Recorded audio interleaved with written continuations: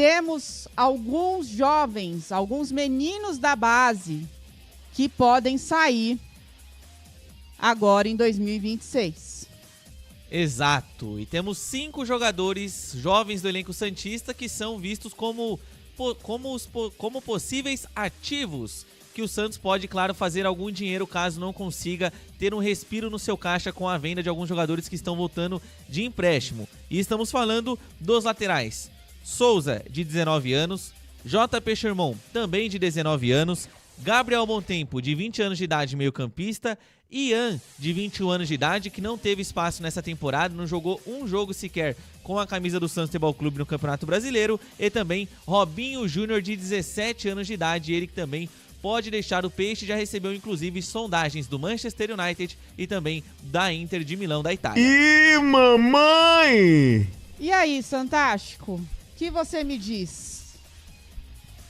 A base salva, é muito...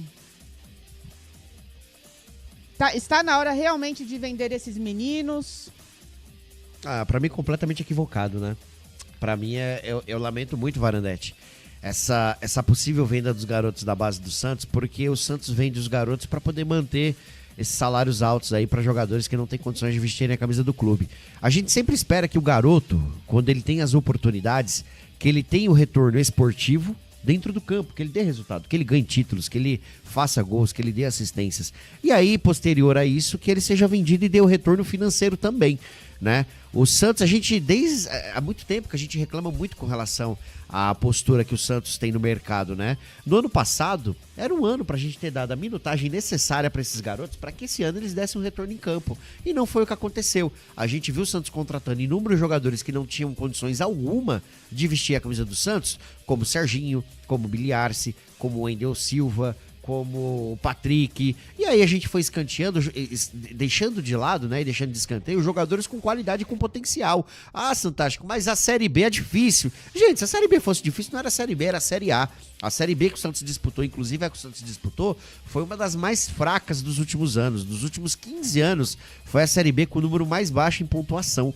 Então não se justificava não ter dado chances ao Ian, não ter dado minutagem ao Souza já no ano passado, não ter dado minutagem ao Bom Tempo, não ter dado a minutagem necessária pro Miguelito. Quem sabe o Miguelito, Santástico, ele não é craque, mas minimamente igual ao que o Serginho entregou, ele entregaria.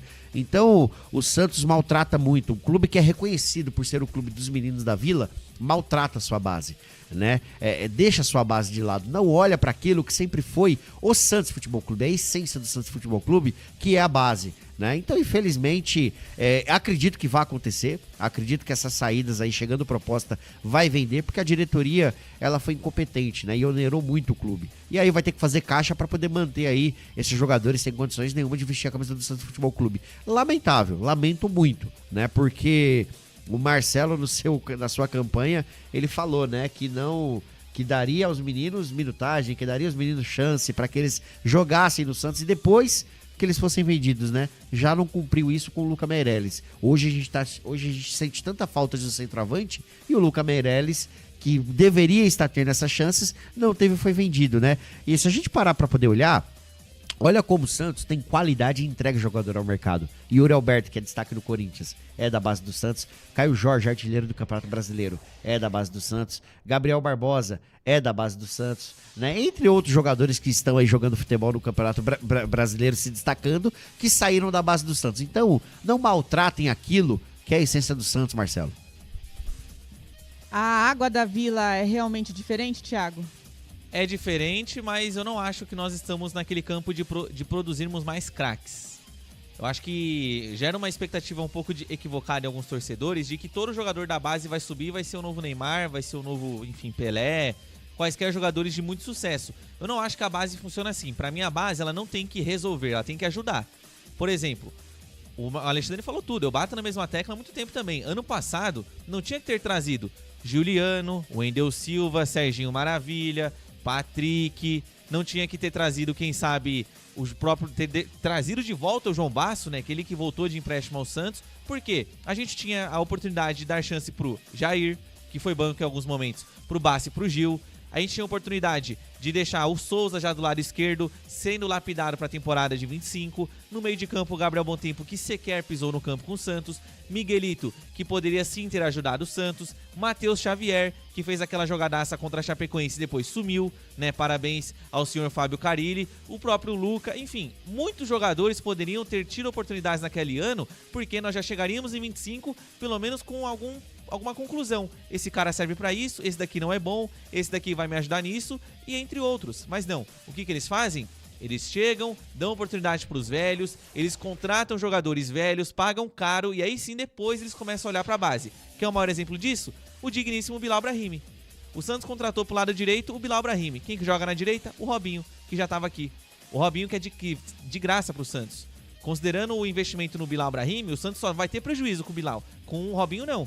O Santos vai pagar os seus salários, tudo normalmente, mas o dia que o Robinho sair, o lucro vai ser maior. Mas ninguém pensa assim. O Santos, infelizmente, pensa pequeno.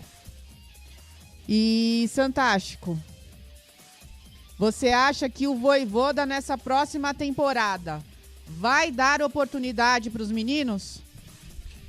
Esse é um bate-papo que a diretoria, Alexandre Matos, tem que ter com o Vojvoda, né? Porque esse ano, simplesmente, o Vojvoda ali, ele colocou o Robinho como jogador, meio que aconteceu um clamor ali. Toda a torcida ela pediu o Robinho Júnior para poder jogar. E aí o Vojvoda simplesmente jogou o menino aos leões para mim. Né? Para mim, a atitude que ele teve com o Robinho, para mim foi absurda, né? Falando do jogo contra o Internacional, que todo mundo pedia, e aí quando colocou alguns jogadores que a torcida pedia, eles não conseguiram corresponder, né? Isso não se faz, Vojvoda, isso não se faz. Acho que você deveria ter tido, no mínimo, ali um pouco mais de carinho com o Robinho Júnior, que é um jogador que a torcida ama tanto. Então, eu acho que o Vojvoda, o Alexandre Matos, tem que sentar com ele e falar pra ele, olha, eu preciso que você coloque os meninos pra poder jogar. No jogo contra o Cruzeiro, gente, que absurdo. Né? Faltando ali, colocou o menino faltando 5, 10 minutos para acabar o jogo. Antes disso ele colocou o Rincon. O Santos ganha de 3-0, um jogo fácil. Então em todos os jogos que o Robinho tinha condições de jogar, ele não colocava o menino, sempre no final do jogo. E aí ele colocou o menino sempre em enrascada, né? Para poder resolver contra o Flamengo lá no Rio de Janeiro. E ele quase ajudou.